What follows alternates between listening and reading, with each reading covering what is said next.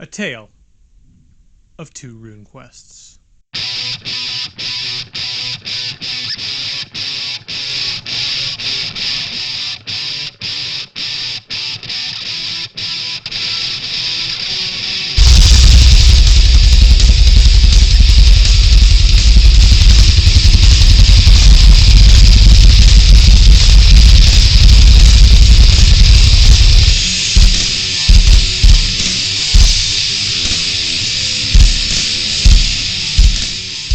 What's up, Internet? Jay here with Nerd Rage Against the Machine. Today we're going to talk about, well, Runequest, obviously, and both the edition that I started with and the current edition, and kind of compare, contrast, and talk a little bit about both games.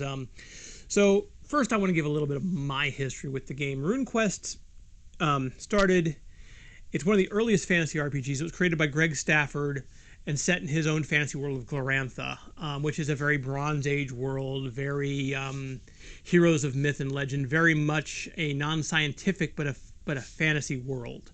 One of the big traits that most people know about it is that everyone can cast some form of magic. Maybe not fireballs down Main Street magic, but magic nonetheless.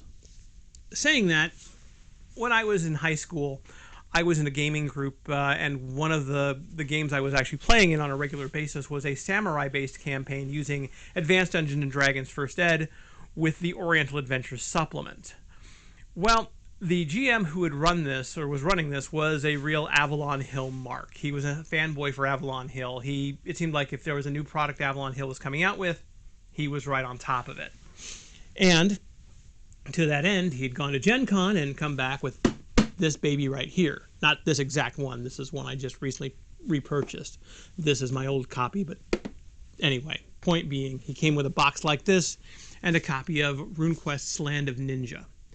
And he had converted our entire Oriental Adventures AD&D campaign into Land of Ninja Runequest.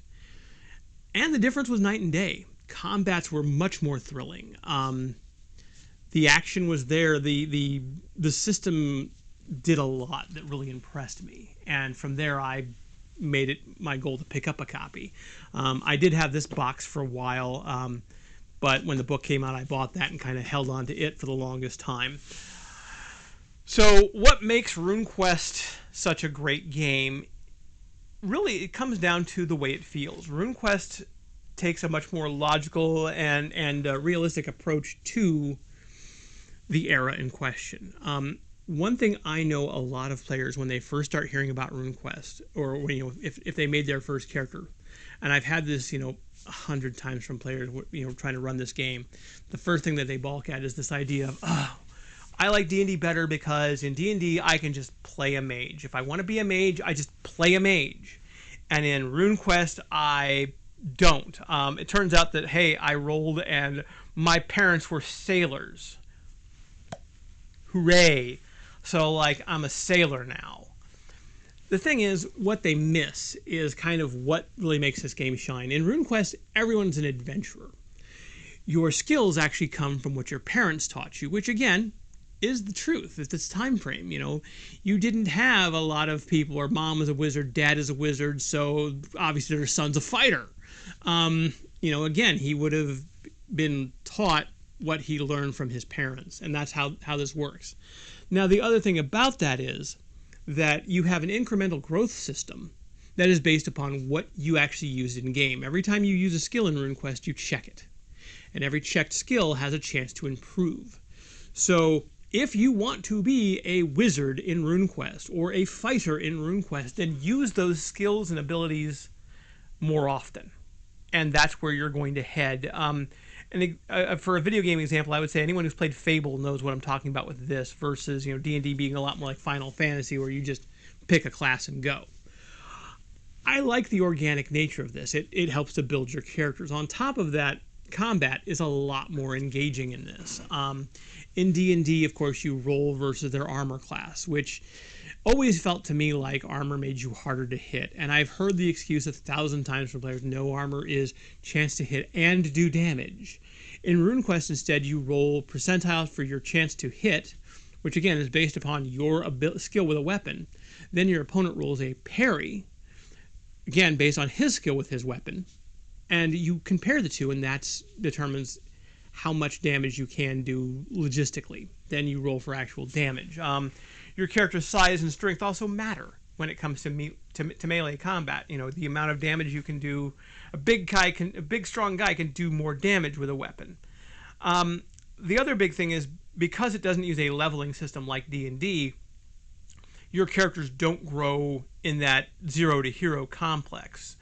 A Runequest player who's been playing for 2-3 years is going to be better than a starting RQ character, but not, you know, that whole I'm now level 10 and I can take on those kobolds that you can't with ease. Runequest is still a game where a few well-placed arrows will kill a good character.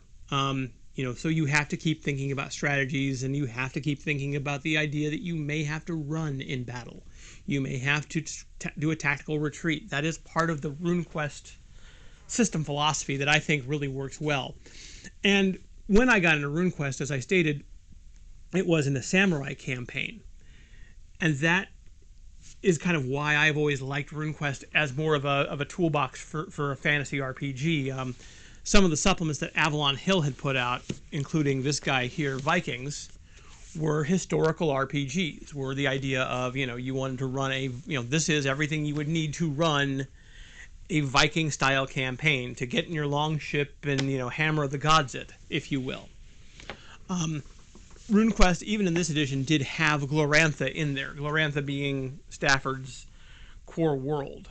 It's there, but it's also optional.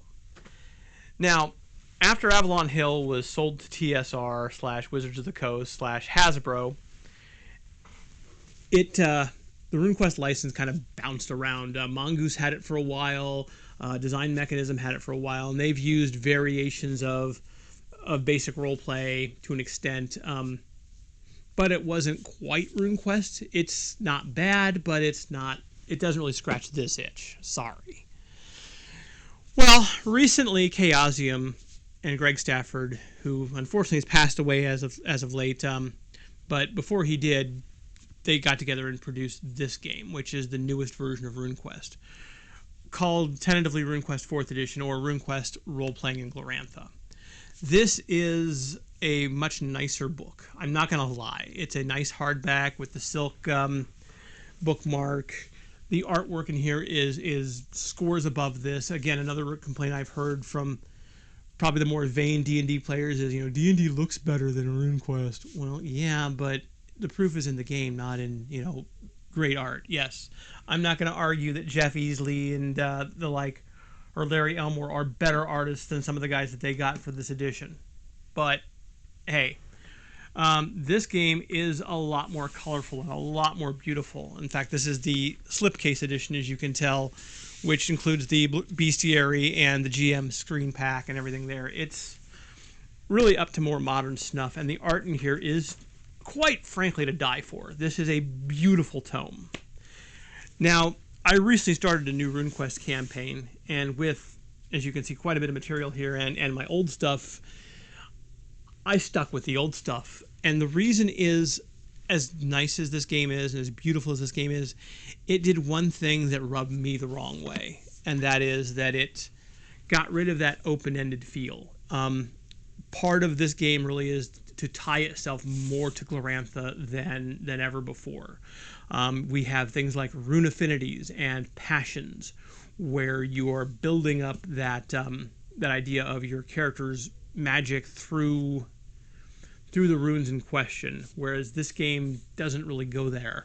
Another example of this is that when you're building your character here, you're building, you roll for your culture in Runequest 3rd Ed, and then you roll for what your parents did, and that's really where that stops. In this one, you actually roll out your entire parents' history based upon the time frame in question, basically based upon the wars between Sartar and the Lunar Empire.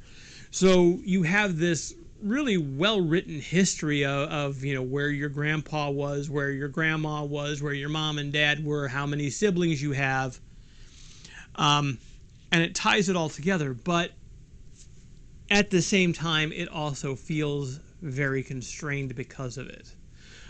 This is a game for GLorantha players. This is not a game for just an alternative fantasy RPG, and I think that's my biggest gripe with it. It's again, it's a nice game, and even to the extent the supplements that I have for it so far, the Book of Red Magic, which is again a magic book, and then these two books, Pegasus Plateau and The Smoking Ruins, are both adventure books. I mean, these are pretty much patently set in GLorantha, and I guess the way I would describe it is, imagine if your Dungeons and Dragons campaign was set, in something like Greyhawk, and then the rules forced you into Greyhawk. You had to determine your opinion on the Red Wizards of Thay, or this god or that god, or specifically to that world. And that's really where I know what they were going for here, and I'm not going to say it's a terrible idea. I'm just saying it's not for me, and that's one of the reasons that with my current campaign I've gone back to 3rd Ed. In fact, the first thing that kind of got me to thinking about that was we had sat through a session of character creation, going through the history of their characters, going through everything, trying to explain, this is what, this was the Dragon Reach, this was this that happened, this was that what happened, these are these big events in this world. And I'll be honest, I'm not the biggest GLorantha scholar out there by a stretch. But it took, all night, and we were all kind of tired, and, we'd had developed characters, but oh my goodness. So when I'd made the decision to change, I'm like, we're going to have to build characters again. I got a lot of grumbling about that, obviously, but it was so much easier to just, even be on like I am chat and be like, okay, roll me some stats. Okay, roll me a D8. Okay, so your culture is you're civilized. Okay, so then roll me a percentile. Okay, your parents were sailors, or your parents were thieves, or your parents were this. Now, I'll go ahead and do all the math for you, and you'll have a character by the end of the night. And that's really what I like about this. I like the more open environment, and I kind of wish that they would come up with a version of Runequest that goes back to that, or even just go back to that in general.